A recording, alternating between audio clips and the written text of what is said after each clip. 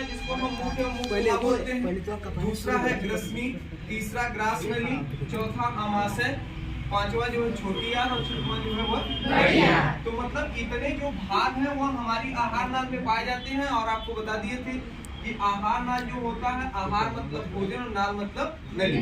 तो जिस नली में हमारा भोजन प्रवेश करता है उसको क्या बोला जाता है? अब जैसे इसमें दे दिया, सबसे पहले इसको देखिए कौन कौन से भाग हैं। सबसे पहले यहाँ पे देख रहे हैं दांत। दांत के बारे में, दांत जो होता है वो हमारे में चबाने का कार्य करता है। जो भोजन को सबसे पहले जो हमारा वो छोटे छोटे भागों में तोड़ते हैं, उसको एंजाइम्स, पाचक रस ये सब मिलते हैं जो हमारे मुंह में मिलते हैं ना। तो पहला ये मुंह के अंदर जो भाग पाया जाता है उसको बोलते हैं दांत। यहाँ पे देखो लिखा है लार ग्रंथि।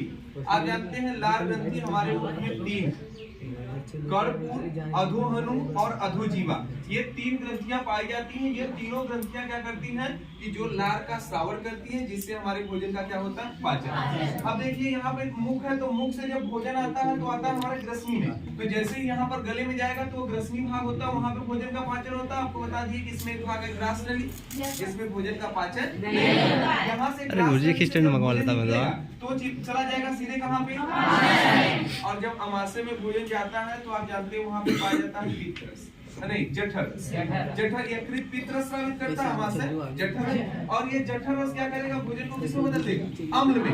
और यहाँ पर जानते हैं कि जो यकृत होता है, यकृत में एक भाग होता है पित्ताशय, और इसी पित्ताशय में क्या होता है, जो आपका यानी पाया जाता है पित्तरस, वो पित्ताशय के अंदर पर श्रावित कौन करता है, तो हमारा यकृत। कौन करता है, यकृत। यकृत मतलब लीवर, यकृत मतलब लीवर। तो पित्ताशय में आपका जो ये रस पाया जाएगा, और ये क्या करेगा कि भोजन को क्षार में बदल देगा, और जठर रस क्या करेगा, भोजन को अम्ल में बदल देगा।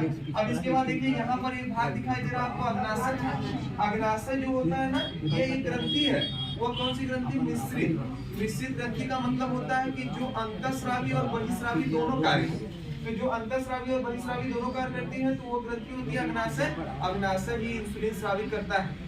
कौन स्रावित है, इंसुलिन। और इंसुलिन अगर आपके शरीर में स्रावित ना होना तो आपके शरीर में कौन सी बीमारी हो जाएगी, डायबिटीज, क्योंकि आपके शरीर में ग्लूकोज की मात्रा बढ़ जाएगी, और जब ग्लूकोज की मात्रा बढ़ जाएगी तो आपके शरीर में कौन सा रोग हो जाएगा, डायबिटीज। इसके बाद देखिए यहाँ पे दिया है ग्रहणी।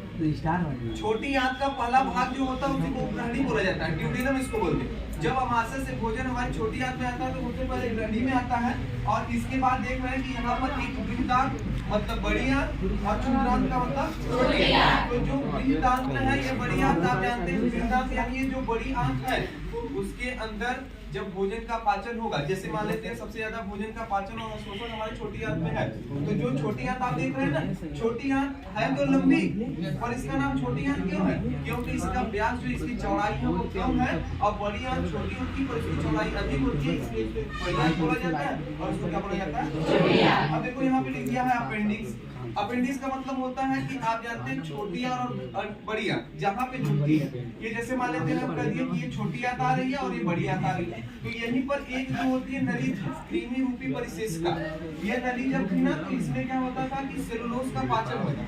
और क्या हुआ कि हम लोग जब ये जो है चावल दाल ये सब चीजें जब खाने लगे तो ये जो नली का काम हो गया, कम हो गया, ये धीरे धीरे छोटी हो गई। अगर कभी इसके अंदर भोजन का कोई टुकड़ा चला जाएगा ना तो उसमें सड़न आ जाती, और कौन सा रोग हो जाएगा, और अंतिम भाग को हम क्या बोलते हैं, अग्नाशय, जिससे हम वेस्ट प्रोडक्ट को सही से क्या करते हैं। कोई दिक्कत है इसमें?